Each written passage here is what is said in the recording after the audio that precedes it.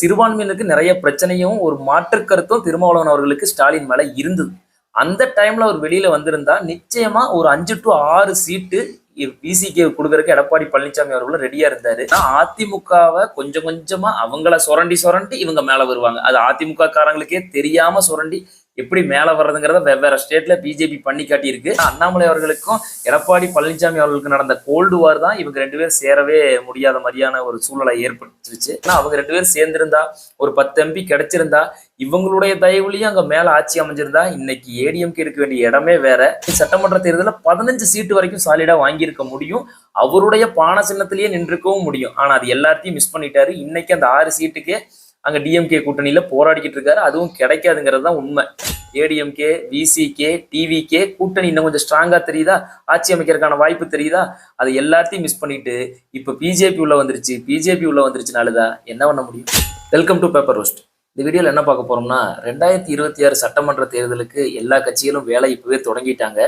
அந்த வகையில திமுக கூட்டணியில பெரிய மாற்றங்கள் இல்லை. அதிமுக கூட்டணி பிஜேபி கூட தான் அப்படின்னு மீண்டும், அதாவது 2021 தேர்தலில் கூட்டணியில் இருந்தாங்க. 24 பாராளுமன்ற தேர்தலில் மறுபடியும் பிரிஞ்சுட்டாங்க. இப்போ மறுபடியும் இணைஞ்சிட்டாங்க. ஸோ இதுல என்னன்னா இப்போ இந்த முருகன் மாநாடு நடந்தது. அதுல அண்ணா இவர் பெரியாரையெல்லாம் விமர்சிச்சதுக்கு பெருசா அதிமுக எந்த கண்டனமும் தெரிவிக்கல. அதுவும் இல்லாம அமித்ஷா அவர்கள் கூட்டணி ஆட்சி தான் அப்படின்னு சொல்றாரு. அண்ணாமலை அவர்கள் எங்களோட ஆட்சியா தான் அப்படின்னு சொல்றாங்க. இதுக்கு எதுக்குமே அதிமுக சைடு இருந்து எந்த மறுப்புமே வரல அப்படின்னு மிகப்பெரிய ஒரு விமர்சனம் வைக்கப்படுது.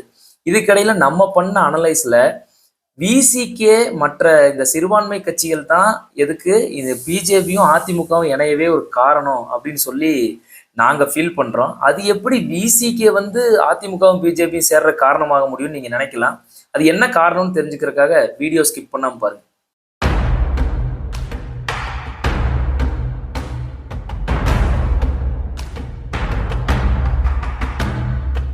2021 சட்டமன்ற தேர்தலில் என்ன நடந்ததுன்னு உங்களுக்கு தெரியும்.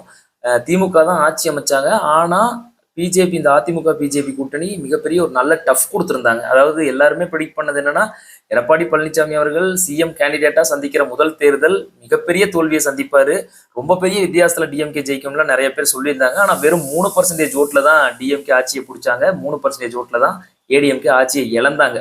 அதே மாதிரி 2024 பாத்தீங்கன்னா எம்பி தேர்தலில் டோட்டல் வாஸ் அவுட் 40க்கு 40 டிஎம்கே ஜெயிச்சாங்க. அதாவது எந்த கட்சி இங்க ஆளுங்கட்சியா இருக்கோ அது பாராளுமன்ற எலெக்ஷன்ல அடிச்சுட்டு நவுத்திரும், அப்படியே வாஸ் அவுட் பண்றதெல்லாம் முதல்லயே நடந்திருக்கு. 38க்கு 38, 35க்கு 35 இது மாதிரி நிறைய நடந்திருந்தாலும் இந்த தடவை பிஜேபியும் ஏடிஎம்கேவும் பிஎம்கே இதெல்லாம் ஒரு கூட்டணியா சேர்ந்து நின்றிருந்தா நிச்சயமா எம்பி ஒரு 4-5 வந்திருக்கும் ஏடிஎம்கே சைடு அப்படின்னு மிகப்பெரிய ஒரு விமர்சனம்லாம் வைக்கப்பட்டது. ஆனா ஏடிஎம்கேவும் பிஜேபியும் சேராம இருக்கிற காரணம் இதுக்கு முன்னால் இருந்த பாஜகவுடைய மாநில தலைவர் அண்ணாமலை அவர்கள் தான். ஏன்னா அண்ணாமலை அவர்களுக்கும் எடப்பாடி பழனிசாமி அவர்களுக்கு நடந்த கோல்டு வார் தான் இவங்க 2 பேரும் சேரவே முடியாத மாதிரியான ஒரு சூழ்நிலை ஏற்பட்டுருச்சு.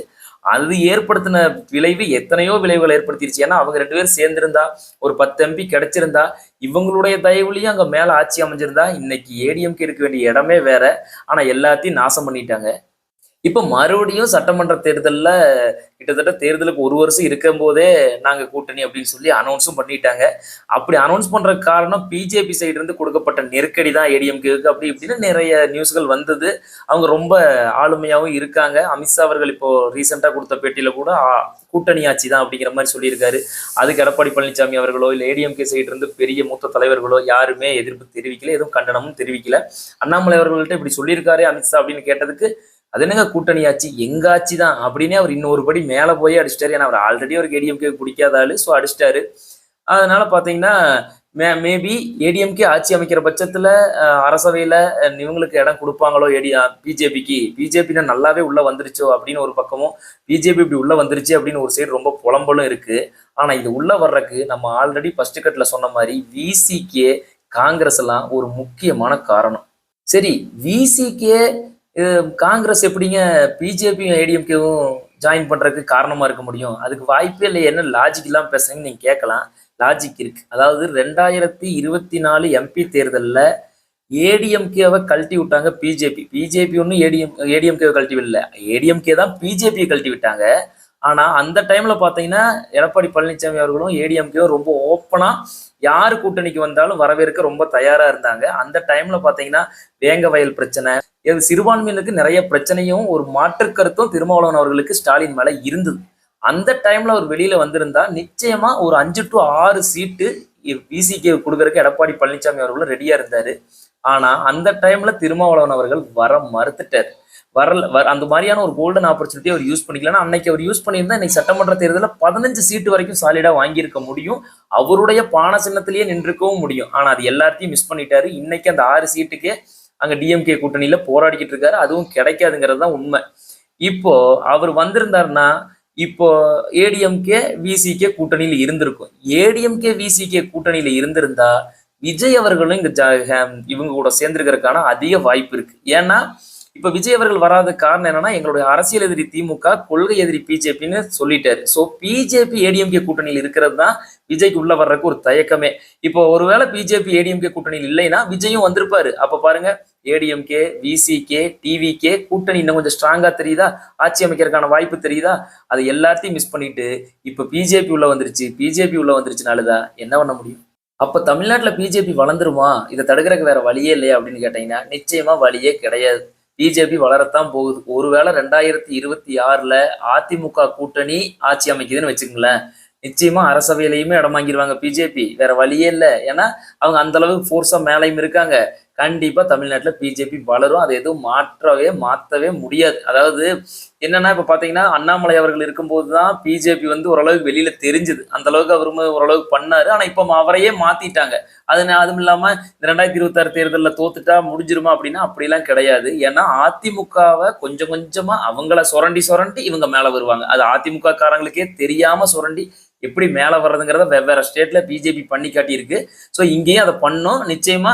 அதாவது ஏடிஎம்கே காரங்களுக்கே ஒரு சிலருக்கு தெரியும் நம்மளைத்தான் உறிஞ்சி இவங்க வளர்றாங்கன்னு. ஆனா வேற வழியே கிடையாது, அவங்களுக்கு வேற ஆப்ஷனும் கிடையாது. நம்ம எவ்வளவோ கரண்ட் இஷ்யூஸை பத்தி பேசியிருக்கோம். அதை பத்தி என்ன நேற்று நடந்ததோ இன்னைக்கு என்ன ஹாட்டா போய்கிட்டு இருக்கோ அதை பத்தி தான் டிஸ்கஸ் பண்ணியிருக்கோம். இந்த விஷயத்தை இங்க பண்ற காரணம் என்னன்னா, நிறைய பேர் ஒரு டவுட்லயே இருக்கிறீங்க. அதாவது என்னது இது, இந்த மாதிரி பிஜேபி இப்படி ஆயிடுச்சு அப்படின்னு நிறைய பேர் டவுட் இருக்கீங்க. அதை விட கோவத்துல இருக்கீங்க. பிஜேபி இங்க வளர்ந்துரும் போல, ஏடிஎம்க்கு இடம் கொடுக்குது அப்படின்னு.